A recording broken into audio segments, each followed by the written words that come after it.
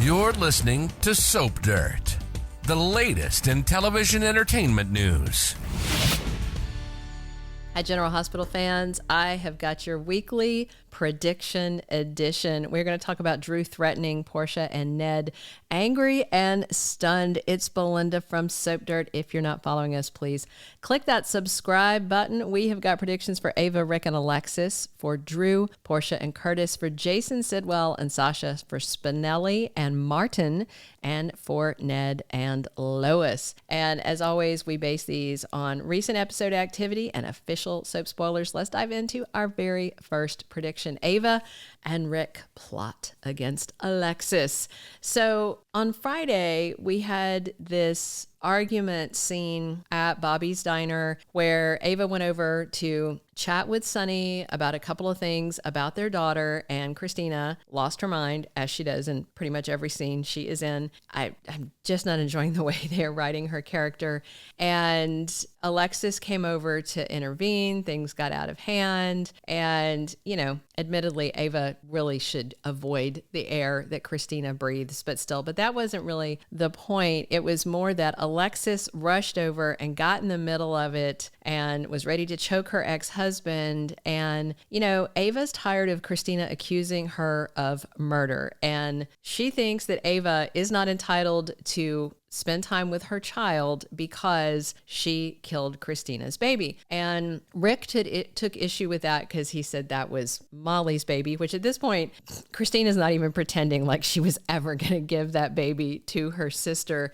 And, you know, the court found her not guilty. Even Alexis told Ava, I don't think this is your fault, yet nobody is trying to get Christina some grief counseling to talk her down, to get her to stop with the tantrums and, you know, address the underlying, clear to me, mental health issue. And what really upset Ric was that Molly got up and walked out and Alexis never noticed. And that's his whole thesis about this is Molly always gets the short end of the stick because Sonny's daughter is extra all the time. And because Molly is a stable human, she gets neglected. I think we've all known people like this in real life. So I feel the dynamic. And Ric is very angry at Alexis, and Ava is being very supportive, and his attitude is that, and I think both their attitudes are that Alexis acts high and mighty when she's far from perfect. We all know that. And they want to take her down a notch. And as Ric said, when you're at the top, there's no place to go but down. And I do think they want to take her down. Agree or disagree? I'm not saying Alexis deserves it because I don't think she does, other than he's right about her not paying enough attention to Molly. And, you know, Christina really needs a timeout. But I think this is what's happening. I'm not saying I agree. I'm just saying I think this is where it is going. Our second prediction, Selina Wu gives Drew material that he can use against Portia to mess with Curtis. So last week, you know, Brad's Aunt Selina came to him and basically said, you owe Cody's debt because you placed the bet, which seems terribly unfair, but she is a mobster, and I haven't ever dealt with a mob, but I'm assuming they're not, you know, terribly fair. So this coming week, there's a whole confrontation where Curtis is out on a date with Portia, and Drew interrupts and says, I know what you're doing, and you take from me, and I'm going to take from you. And then Tuesday spoilers say that someone threatens Portia. So if you remember, Brad gave his Aunt Selina the information showing that Portia was tampering with Heather Weber's test. And then on Thursday, Liz is meeting with Drew, and I wonder if he's going to talk to her about the test tampering. But the threat against Portia, I think, will either come directly from Drew, or maybe he'll have Selina do it. I don't know, but maybe from Drew. Maybe Selina just gives him the information because she knows that he's annoyed about Curtis. That way she'll have a congressman in her pocket. And Drew may be saying, you better make sure that Curtis does this or this for me or whatever, or else I'm going to ruin your career.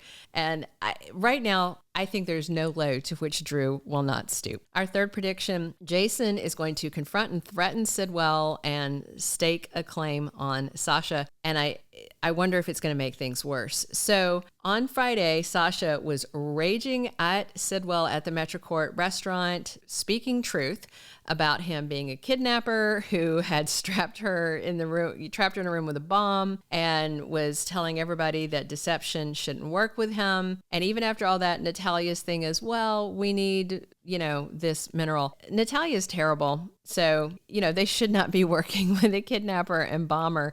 And in next week's promo for Monday, somebody comes into the kitchen at the Q house and Sasha's freaking out, says that she'll scream. She's wielding what looks like a meat tenderizer, little hammer. And also in Monday spoilers, Sidwell tries to make a deal. And also Monday spoilers, Sasha updates Jason.